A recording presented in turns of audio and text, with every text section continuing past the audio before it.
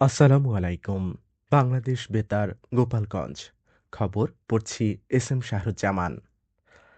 তারুণ্যের আশা আকাঙ্ক্ষা বাস্তবায়ন করি, আজকের প্রত্যয়ে বাংলাদেশ গড়ি। এই প্রতিপাদ্যকে সামনে রেখে গোপালগঞ্জে বিশ্ব জনসংখ্যা দিবস পালিত হয়েছে। গতকাল জেলা প্রশাসন ও পরিবার পরিকল্পনা অধিদপ্তরের যৌথ উদ্যোগে জেলা প্রশাসকের সম্মেলন কক্ষে আলোচনা সভা অনুষ্ঠিত হয়।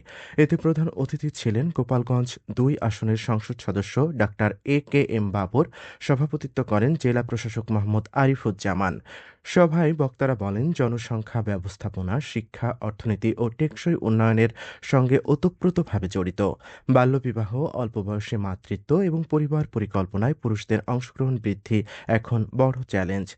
অনুষ্ঠান শেষে স্বাস্থ্য ও পরিবার পরিকল্পনা খাতে অবদানের স্বীকৃতি হিসাবে বিভিন্ন ক্যাটাগরিতে ২০ জনকে সম্মাননা প্রদান করা হয়। এদিকে নড়াইলে তারুণ্যের আশা আকাঙ্ক্ষা বাস্তবায়ন করি, আজকের প্রত্যয়ে বাংলাদেশ করি। এই প্রতিপাদ্যকে সামনে রেখে বিশ্ব জনসংখ্যা দিবস পালিত হয়েছে।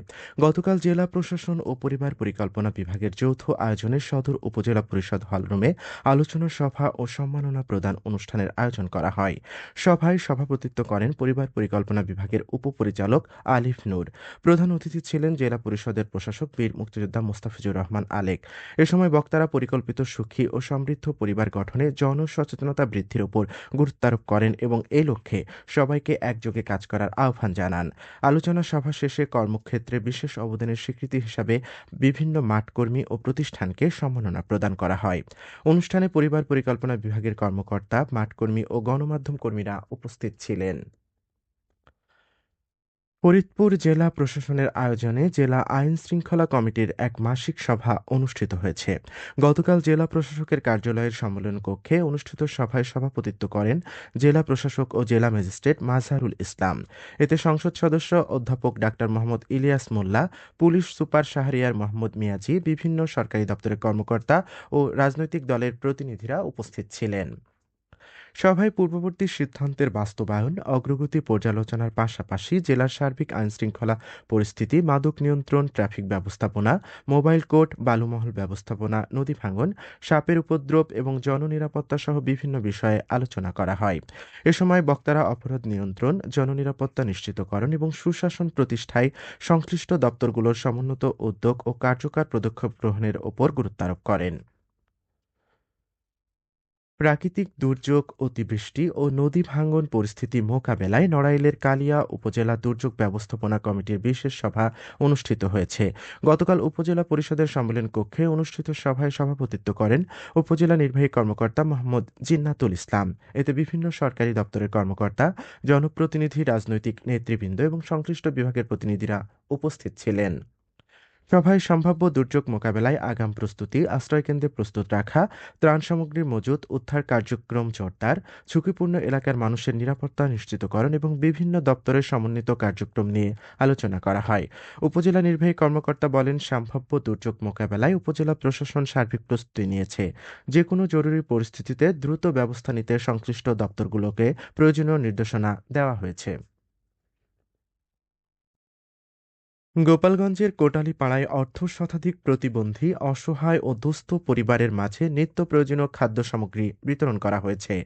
গতকাল উপজেলা শিল্পকলা একাডেমি চত্বরে মানবিক সংগঠন আসা সাদকা ফাউন্ডেশনের উদ্যোগে এক নিজস্ব তহবিলের অর্থায়নে এ কর্মসূচির আয়োজন করা হয়। অনুষ্ঠানে প্রধান অতিথি ছিলেন উপজেলা নির্বাহী কর্মকর্তা শাগুফতা হক। আলোচনা সভা শেষে উপকারভোগীদের হাতে চাল, ডাল, তেল, আলু, পেঁয়াজ সহ বিভিন্ন নিত্য প্রয়োজনীয় খাদ্য সামগ্রী তুলে দেন অতিথিরা। নড়াইলের লোহাগড়ায় ২০২৫-২৬ অর্থবছরের খরিফ ২ মৌসুমে কৃষি প্রণোদনা কর্মসূচির আওতায় কৃষকদের মাঝে বিনামূল্যে গাছের চারা, গ্রীষ্মকালীন সবজির বীজ ও কৃষি উপকরণ বিতরণ কার্যক্রমের উদ্বোধন করা হয়েছে।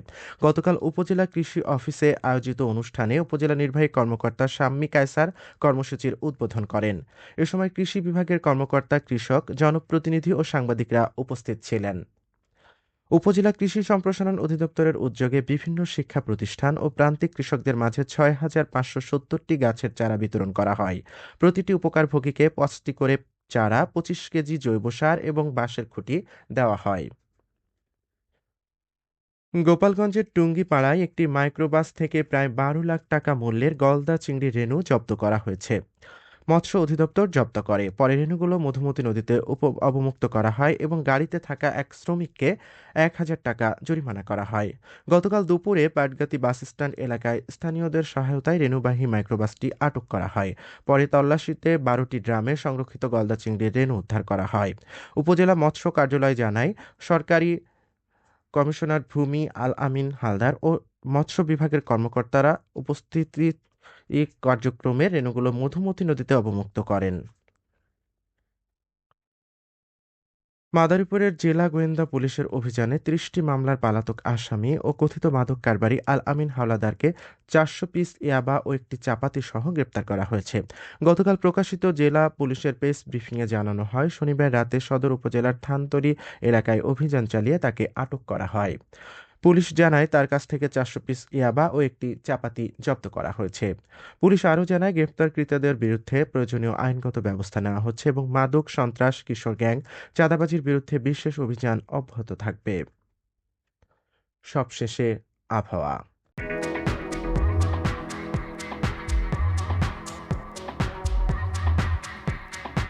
আজ বেলা ১টা পর্যন্ত আবহাওয়ার পূর্বাভাসে বলা হয়েছে, দেশের অভ্যন্তরীণ নদীবন্দর সমূহের জন্য রংপুর, রাজশাহী, দিনাজপুর, পাবনা, বগুড়া, টাঙ্গাইল, ময়মনসিংহ, ঢাকা, ফরিদপুর, যশোর, কুষ্টিয়া, খুলনা, বরিশাল, পটুয়াখালী, নোয়াখালী, কুমিল্লা, চট্টগ্রাম, কক্সবাজার এবং সিলেট অঞ্চলসমূহের ওপর দিয়ে দক্ষিণ অথবা দক্ষিণ-পূর্ব দিক থেকে অস্থায়ীভাবে ঘন্টায় ৪৫ থেকে ৬০ কিলোমিটার বেগে দমকা অথবা ঝোড়ো হাওয়া বয়ে যেতে পারে।